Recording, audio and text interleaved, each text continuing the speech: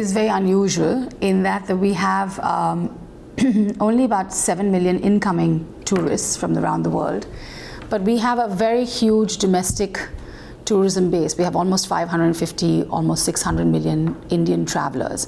Now those travelers are traveling at all segments of the market. So I think, and so infrastructure in one way is already stretched, but obviously to cope with that infrastructure, whether it's airlines, road, railways, or just hotels at all segments of the market, the infrastructure is already quite full to capacity, but in order to take care of the growth and aspirations of that, the 550 million people, you need so much more tourism product of all types. So I think the challenge before our country is to really enable those investments in infrastructure to happen.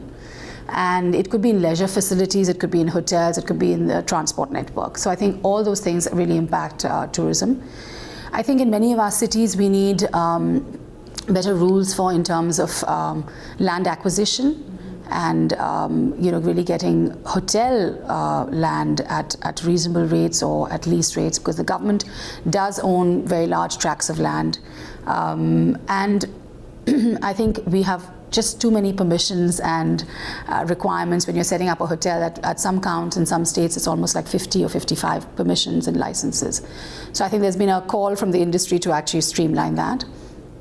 And the other thing is taxation. Sometimes we have so many states, we have 28 states, and sometimes taxes are just done with a very short-term point of view. So I think to really enable international and domestic tourism to grow, you need better taxation and more rational taxation. I started off as marketing manager in the hotels under my father.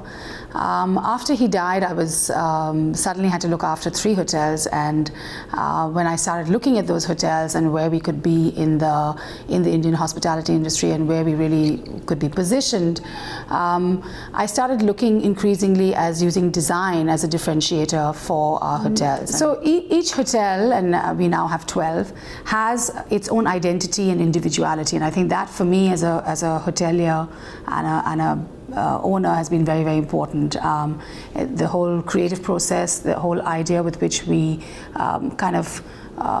create a story behind each hotel. So it could be influence of cinema in one of our hotels in Chennai, which it used to be a film studio lot. Or we've used kind of the Indian ideas of energy forces in the body as one of the themes in one of the hotels. But they're all very subtle, and I think the hotels definitely reflect contemporary India, and that's what we are. In our family, we were raised in a very unusual manner, and I think I have to credit that to my parents, who basically didn't have any barriers for us when we were growing up. So I'm the eldest, my sister's there, younger than me and my brother.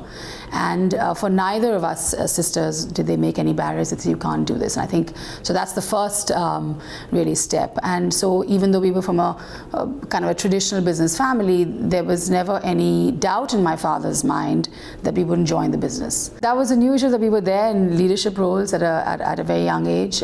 Because of certain family circumstances, we were in the kind of the driver's seat.